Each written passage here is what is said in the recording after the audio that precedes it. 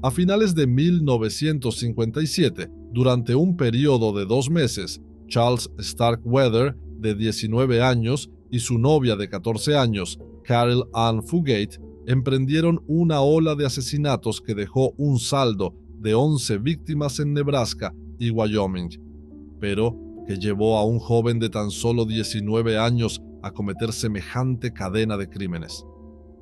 Charlie Starkweather nació el 24 de noviembre de 1938 en Lincoln, Nebraska, en el seno de una familia pobre, sin educación formal pero trabajadora. Era el tercero de los 7 hijos de Guy y Helen Starkweather. A pesar de haber nacido durante los años de la Gran Depresión, ni él ni sus hermanos pasaron hambre ni se quedaron sin hogar. Eran pobres, pero eso no impidió que Charlie tuviera una infancia feliz y que atesorara bonitos recuerdos de las actividades que realizaban en familia. Sus vecinos y conocidos consideraban a los niños Starkweather como bien educados y de buen comportamiento. El padre, Guy Starkweather, era un hombre apuesto y elocuente, aunque no tenía el aspecto de un empleado de oficina. Se ganaba la vida como carpintero. Sin embargo, a veces no podía trabajar debido a dolores de espalda, y en esos momentos la madre, Helen, tomaba las riendas. Helen, una mujer menuda de cabello rizado y rojizo, era amable y educada. Para contribuir a los limitados ingresos familiares, trabajaba como camarera. Aunque los recuerdos de la primera infancia de Charlie eran agradables, su etapa escolar fue traumática. La comodidad que sentía en el entorno familiar desapareció en el aula. Los niños se burlaban de su trastorno del habla y se reían de sus piernas torcidas. A pesar de tener una inteligencia promedio, nunca logró destacar y fue considerado un estudiante de aprendizaje lento. Un factor que contribuyó a sus problemas, que no fueron detectados hasta los 15 años, fue su miopía severa. No podía leer ni siquiera la letra más grande en la tabla de visión frente a él. La única asignatura en la que sobresalía era la educación física. Estaba en buena forma y era fuerte. Sin embargo, la otra cara de la moneda era que usaba esas habilidades físicas para pelear constantemente con otros niños en la escuela. Charlie atribuía todas sus peleas a las burlas que sufrió de niño. A veces, sus enfrentamientos eran breves estallidos de violencia, pero en otras ocasiones se tornaban salvajes y prolongados. Y no se detenían hasta que la pelea terminaba o su oponente quedaba inconsciente. Se ganó la reputación de ser uno de los chicos más duros y despiadados de Lincoln. En 9º grado, conoció a Bob Von Bush, quien se convirtió en uno de sus amigos más cercanos después de pelear con él. Según Bob, Charlie era la persona más amable que había conocido. Si quería a alguien, haría cualquier cosa por él. Sin embargo, también tenía un lado oscuro. Podía ser extremadamente cruel y despiadado. Ambos jóvenes eran fanáticos del famoso actor estadounidense James Dean. Habían visto todas sus películas.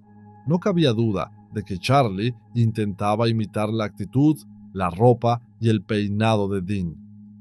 Sin embargo, ni en apariencia, ni en inteligencia, ni en talento, Charlie era James Dean. Solo era una imitación defectuosa.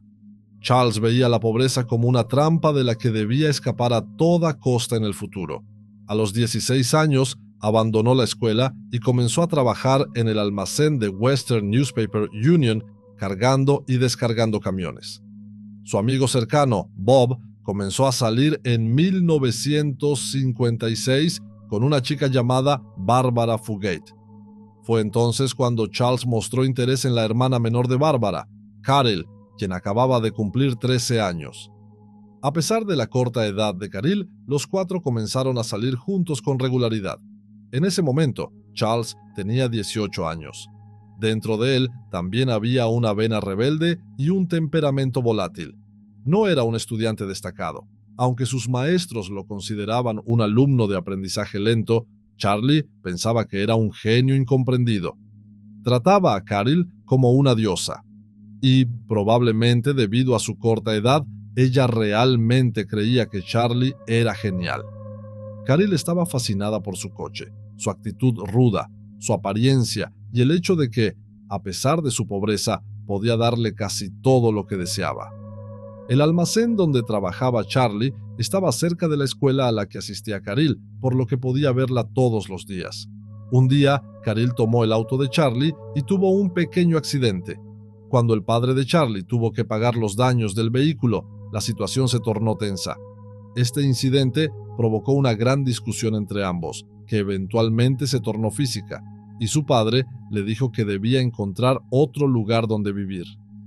Charlie se mudó a la pensión donde vivían su amigo Bob y Barbara Fugate. Les decía a todos que él y Caril se casarían pronto. Luego comenzó a contarles a sus amigos que Caril estaba embarazada de su hijo, lo cual era una mentira. Sin embargo, cuando la familia de Caril escuchó el rumor, la situación se volvió en su contra. Charlie dejó su trabajo en el almacén y comenzó a trabajar como basurero. No era precisamente un trabajo prometedor para su futuro, pero planeaba renunciar una vez que su novia terminara la escuela. Su salario era de solo $42 a la semana, insuficiente para mantenerse a sí mismo y mucho menos para mantener a Caril. Su casero, poco comprensivo, lo echó de la pensión hasta que pudiera pagar el alquiler adeudado. Charlie comenzó a sentirse atrapado en la pobreza. Con su limitada inteligencia, la única salida que podía imaginar era hacer algo realmente dramático, como robar un banco. Mientras transportaba pesadas y malolientes bolsas de basura por un salario mínimo, llegó a una revelación. Para él, la verdadera igualdad de clases se alcanzaba a través de un acto de venganza, una forma de nivelarse con la sociedad que lo oprimía y alienaba. Creía que los muertos eran todos iguales. Charlie, poco a poco, se convenció de que la única forma de obtener el dinero y el respeto que tanto anhelaba era llevar una vida criminal. Tan solo un día antes, había querido comprarle a Caril un perro de juguete en una estación de servicio, solo para darse cuenta de que ni siquiera tenía suficiente dinero para eso. En los primeros días de diciembre de 1957, la temperatura estaba muy por debajo de cero, y los despiadados vientos de Nebraska soplaban con fuerza. Eran las 3 de la mañana. Había llegado el momento de hacer lo que tenía que hacer. Armado con una escopeta de calibre 12 que había conseguido del primo de su amigo Bob y con cartuchos recién comprados, Charlie se dirigió a la estación de servicio que le había negado el juguete. Robert Colbert, un joven de 21 años que había humillado a Charlie el día anterior, estaba solo en la estación trabajando en un carburador cuando él llegó. Colbert le vendió un paquete de cigarrillos y Charlie se fue en su auto. Sin embargo, unos minutos después, dio la vuelta y regresó a la estación. Aparcó cerca, se disfrazó cubriéndose el rostro con una máscara y ocultó su cabello rojizo bajo un gorro de cazador. Mientras tanto, Colbert había vuelto a trabajar en el auto y ni siquiera se dio cuenta de la presencia de Charlie hasta que sintió el cañón de la escopeta en su espalda. Charlie le exigió que abriera la caja registradora, pero Colbert explicó que solo su jefe conocía la combinación. Charlie aceptó esta explicación y decidió conformarse con los aproximadamente $100 que había en la gaveta. Charlie decidió llevarse a Colbert en el auto. Después de conducir por un rato, lo obligó a bajar del vehículo. Le ordenó arrodillarse, levantó la escopeta y le disparó en la cabeza. Este asesinato quedó registrado como el primero de Charlie.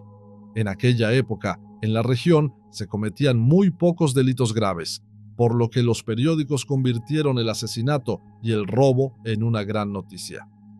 Starkweather tomó precauciones, pintando su coche de otro color para evitar ser identificado.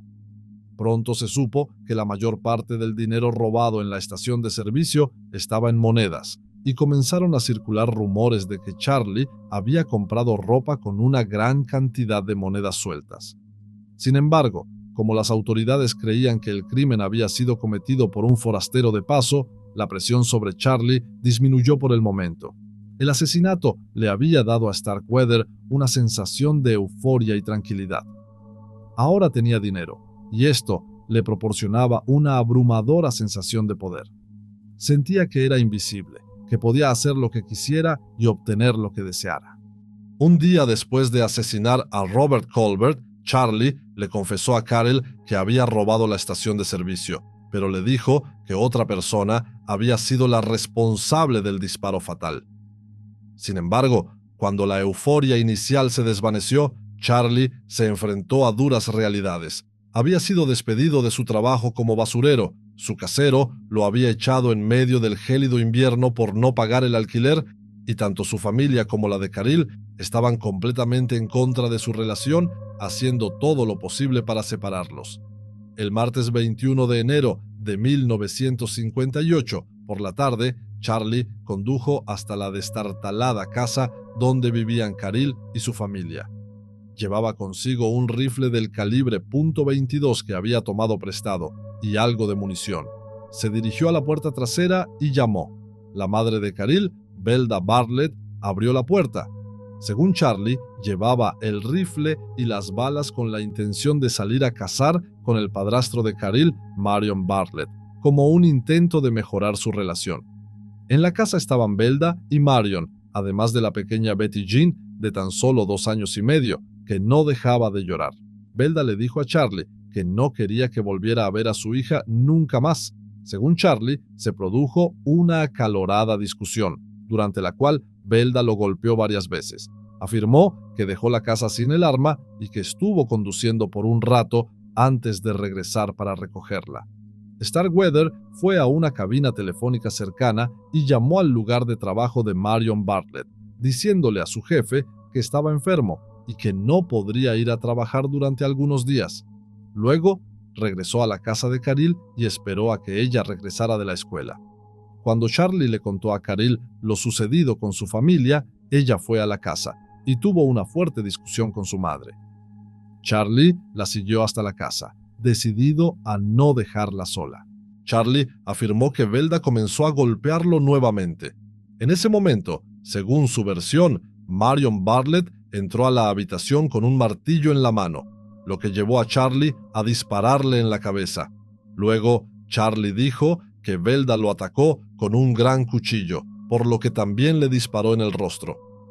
Después, usó la culata del rifle para golpear a la pequeña Betty Jean. Lo que realmente sucedió en esa casa aquel día sigue siendo un misterio. Todo lo que se sabe proviene de las palabras de Charles Starkweather. La reacción de Carol ante la masacre y su posible participación en ella nunca se esclarecieron del todo.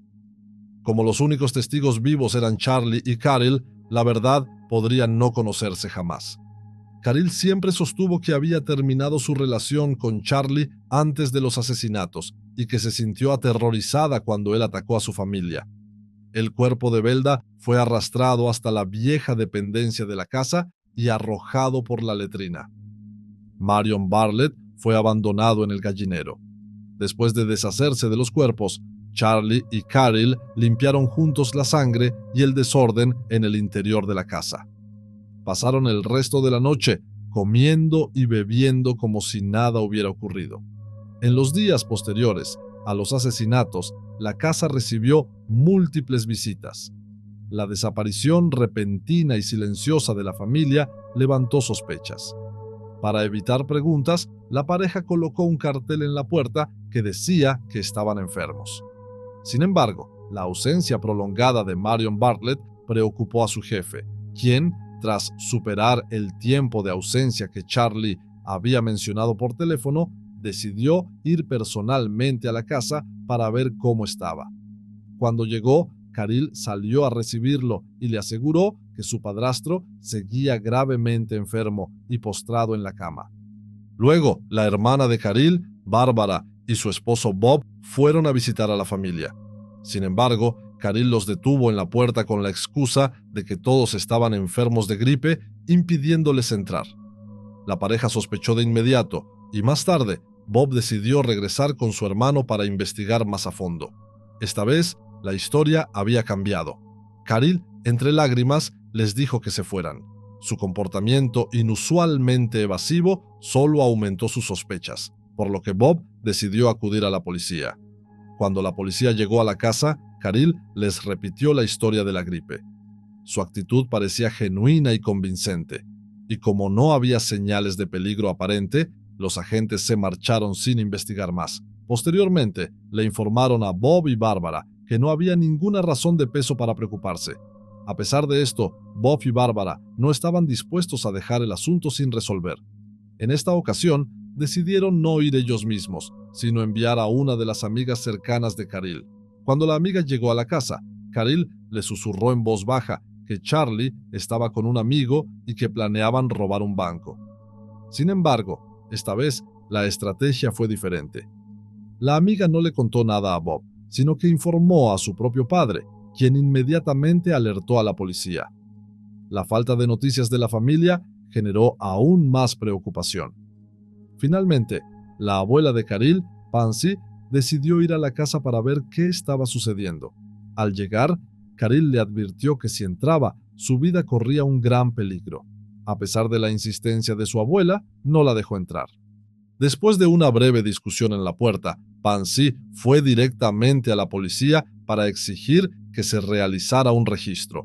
Gracias a su persistencia, la policía finalmente accedió a ingresar a la casa, aunque sin una orden de registro. Sin embargo, al inspeccionarla, la encontraron vacía y sin signos evidentes de violencia o desorden, lo que los dejó tranquilos por el momento. Más tarde ese día, Bob exigió a la policía que realizara una búsqueda exhaustiva en la casa, pero su solicitud fue rechazada. Mientras tanto, Guy Starkweather intentó que la policía interrogara a su hijo, pero también se negaron. Parecía que el padre sabía que su hijo había hecho algo terrible. Bob y Barbara estaban convencidos de que podían descubrir lo que la policía no lograba ver. Después de todo, la madre de Barbara seguía desaparecida. Decidieron regresar a la casa una vez más, esta vez con la intención de revisar la dependencia y el gallinero. Lo que encontraron allí confirmó sus peores temores. Al echar un vistazo dentro, descubrieron pruebas irrefutables de que algo terrible había sucedido. Esta vez, la policía prestó más atención a sus declaraciones y tomó en serio sus hallazgos. Finalmente, decidieron actuar y se dirigieron a capturar a Charles Starkweather y Caril Fugate. Cuando Starkweather y Fugate se dieron cuenta de que debían abandonar el pueblo, también sabían que el auto de Charlie no los llevaría muy lejos.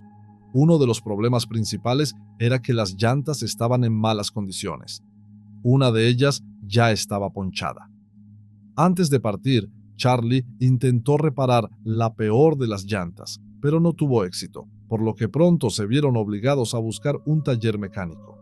Un lugar donde podrían refugiarse temporalmente era la granja de August Meyer, un viejo amigo de la familia de Charlie. Meyer, de 72 años, era un hombre amable y solitario que conocía a Charlie desde su infancia. El 27 de enero, mientras conducían por el camino de tierra hacia la granja de Meyer, el auto quedó atascado en el barro. Lo que sucedió a continuación no está del todo claro, pero según el relato de Charles, Meyer se opuso a ayudarlos, y él le disparó en la cabeza con su escopeta en defensa propia, tal como afirmaba haber hecho con la familia de Caril. Después del asesinato, Charlie trasladó el cuerpo de su viejo amigo a la casa y lo cubrió con una manta. Luego, él y Caril entraron en la vivienda, robaron su dinero y armas, comieron su comida y pasaron la noche allí. Al día siguiente, un vecino les ayudó a sacar el auto del barro y regresaron a la granja de Meyer por otro camino. Sin embargo, temiendo ser descubiertos, Charlie y Caril decidieron alejarse por el mismo sendero donde se habían atascado la primera vez. Desafortunadamente, el automóvil volvió a quedar atrapado en el barro. Viéndose sin salida, abandonaron el viejo Ford y solo se llevaron sus armas. Escondiendo la escopeta, hicieron autostop y fueron recogidos por dos adolescentes, Robert Jensen, de 17 años, y su novia, Carol King, de 16. Charlie exigió su dinero y obligó a Jensen a conducir hasta un sótano abandonado en la propiedad de Meyer. Allí le disparó 6 veces en la cabeza. Luego, mató a Carol King con un disparo en la cabeza. Se dijo que durante todo el ataque, Caril se quedó en el auto. Tras el asesinato, la pareja dejó los cuerpos de los jóvenes en el sótano y escapó con el auto robado de Jensen. Sorprendentemente, en lugar de huir lejos, decidieron regresar a Lincoln, la ciudad donde todos los conocían y donde la policía ya los estaba buscando. Como si lo que habían hecho no fuera lo suficientemente arriesgado, condujeron hasta la casa de los Bartlett para ver si los cuerpos de la familia de Carol habían sido descubiertos. Al ver los coches de la policía estacionados alrededor de la propiedad, obtuvieron su respuesta. Eventualmente, terminaron en la zona más rica de la ciudad, donde se quedaron dormidos dentro del auto robado. El 28 de enero de 1958, la policía finalmente encontró el automóvil de Starkweather atascado en el barro en la granja de Meyer. Poco después, también descubrieron los cuerpos de August Meyer, Robert Jensen y Carol King. Ahora se había iniciado una gran cacería humana. Sin embargo, la ola de asesinatos aún no había terminado. A pesar de su pobreza, Charlie conocía muy bien las zonas más lujosas de la ciudad por su experiencia recogiendo basura. Eligió como objetivo la enorme mansión de Lower Ward, un influyente empresario de 47 años, amigo cercano del gobernador y presidente de las empresas Capital Bridge y Capital Steel. Esa mañana, la esposa del industrial, Clara Ward, y su sirvienta, Lillian Fenkel, estaban en casa. Cuando la sirvienta abrió la puerta, Charlie le apuntó con su arma. Una vez más, Carol se quedó en el auto. Charlie ordenó a Lillian que encerrara al perro de la familia en el sótano y luego le pidió que siguiera preparando el desayuno para la señora Ward como si nada hubiera sucedido. Cuando Clara Ward entró en la cocina, Charlie intentó tranquilizarla, asegurándole que no les haría daño. Luego llamó a Carol para que se uniera a ellos, mientras Clara, con una tranquilidad y compostura sorprendentes, le preparaba café a Charlie. La mujer acató todas las órdenes con calma, probablemente pensando que esa era la mejor manera de salir con vida de la situación. Irónicamente, una de las mujeres más ricas de la zona estaba sirviendo a un simple basurero, lo que para Charlie representaba la vida con la que siempre había soñado. Poco después, Clara pidió permiso para subir a la planta alta. Charlie aceptó, pero cuando la mujer no regresó, comenzó a sospechar. Subió tras ella y, según su versión, la encontró con un arma en la mano. Antes de que Clara pudiera disparar, Charlie la apuñaló repetidamente hasta matarla. Después de asesinar a Clara Ward, Charlie llamó a su padre para amenazarlo, asegurando que también mataría a Bob por haber interferido en su relación con Carol. Acto seguido, cargaron comida en el automóvil de los Ward y se prepararon para huir. Sin embargo, esa misma tarde, el periódico publicó sus fotos en la portada con un gran titular. Lejos de sentirse preocupado, Charlie estaba exultante. Finalmente era famoso, y para él había alcanzado la cima. Cuando Lower Ward regresó del trabajo a su casa, se encontró cara a cara con el cañón del arma de Charlie. Tras un forcejeo prolongado, Charlie logró tomar el control de la situación y finalmente le disparó, matándolo. Después de asesinar a Ward, dirigieron su atención a la sirvienta Lillian Fenkel. La ataron a la cama y la apuñalaron hasta la muerte. A la mañana siguiente, el primo y socio de negocios de Ward notó su ausencia en la oficina y, tras intentar comunicarse sin éxito durante toda la mañana, decidió ir a la casa. Al entrar, se encontró con la macabra escena. Los cuerpos sin vida de Lower Ward, su esposa Clara y la sirvienta Lillian Fenkel. De inmediato, se dio aviso al gobernador Anderson sobre el brutal ataque a su amigo cercano. En respuesta, el gobernador ordenó la movilización inmediata de la Guardia Nacional. El pánico se apoderó de la ciudad. Padres armados corrieron a las escuelas para llevar a sus hijos de regreso a casa. Lincoln quedó completamente paralizada, con patrullas inspeccionando cada bloque de la ciudad en busca de los fugitivos. El FBI lanzó una investigación urgente y el alcalde ofreció una recompensa de $1,000 por cualquier información que condujera a la captura de los responsables. La cadena de errores continuaba. Charlie y Carol regresaron a la casa donde habían asesinado a la familia de Caril. Sin embargo, esta vez actuaron con más cautela y no entraron, ya que notaron un automóvil estacionado en la entrada del garaje y las luces de la casa encendidas. Decidieron que era mejor seguir su camino hacia el oeste, rumbo al estado de Washington. Durante el viaje, estuvieron en busca de un automóvil para robar. Finalmente, encontraron a su próxima víctima, Merle Collison, un vendedor de zapatos itinerante que estaba dormido en su auto estacionado junto a la carretera. Charlie despertó a Collison y le dijo que iban a intercambiar autos. Sin embargo, el vendedor aparentemente no accedió con la rapidez que Charlie esperaba. Como respuesta, Charlie le disparó repetidamente en la cabeza, el cuello, el brazo y la pierna. Collison quedó muerto en el asiento del copiloto, mientras Caril permanecía en la parte trasera del auto. Charlie intentó arrancar el vehículo, pero no pudo descifrar cómo soltar el freno de mano. Justo en ese momento, un joven geólogo que pasaba por el lugar se detuvo para ayudar, notando que la pareja tenía problemas con el automóvil. Charlie apuntó con su arma al geólogo y le exigió que le explicara cómo soltar el freno de mano. Sin embargo, cuando el hombre vio el cadáver desplomado en el asiento del copiloto, supo que si quería sobrevivir debía alejar el arma de Charles. En medio del forcejeo, por pura casualidad, el ayudante del sheriff de Wyoming, William Romer, llegó al lugar y se detuvo. Caril no perdió tiempo. Saltó del asiento trasero y corrió hacia Romer gritando: «¡Lléveme a la policía!». Señaló a Charlie y le dijo al oficial que él había asesinado a un hombre y que ella estaba aterrorizada. Mientras tanto, Charlie corrió hacia el automóvil que había robado a los Ward y se dirigió a toda velocidad hacia la ciudad de Douglas. Romer rápidamente alertó a otras unidades y ordenó el establecimiento de una barricada en la carretera mientras comenzaba la persecución. A lo largo del camino, un sheriff y un oficial de policía ya estaban esperándolo. Tan pronto como lo vieron, iniciaron la persecución y el sheriff disparó hacia la parte trasera del vehículo de Charlie.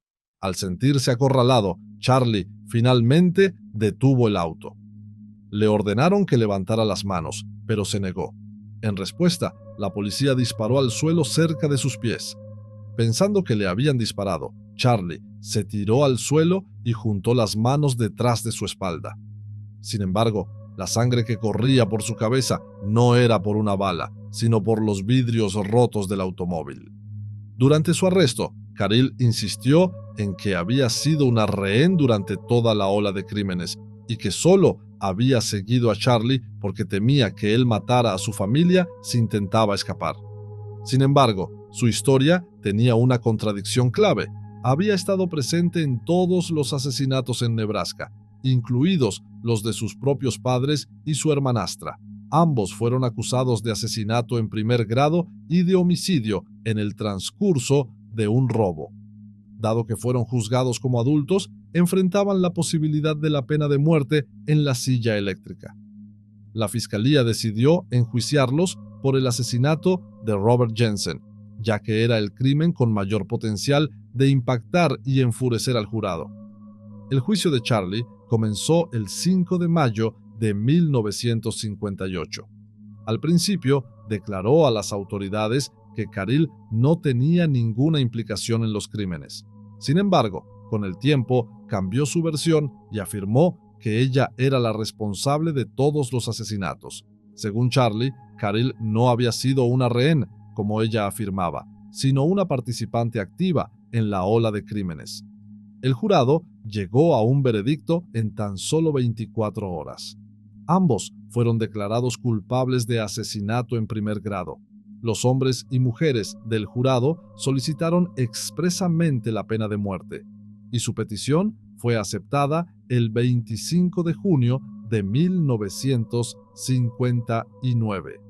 La defensa de Caril en su juicio se basó en la afirmación de que había sido una rehén obligada a participar en la ola de asesinatos por Starkweather.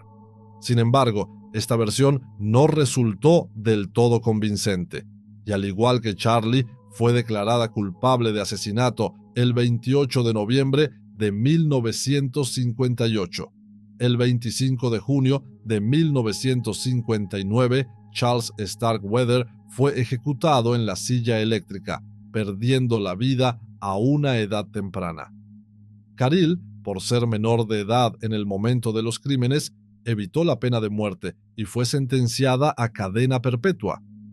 Fue enviada al Centro de Mujeres de Nebraska, donde cumplió su condena hasta su libertad condicional en junio de 1976. Tras salir de prisión, Caril Ann Fugate se casó y adoptó el apellido Clare. En 2020 presentó una solicitud de indulto ante la corte, pero esta fue denegada. Actualmente tiene 81 años y continúa viviendo en Estados Unidos.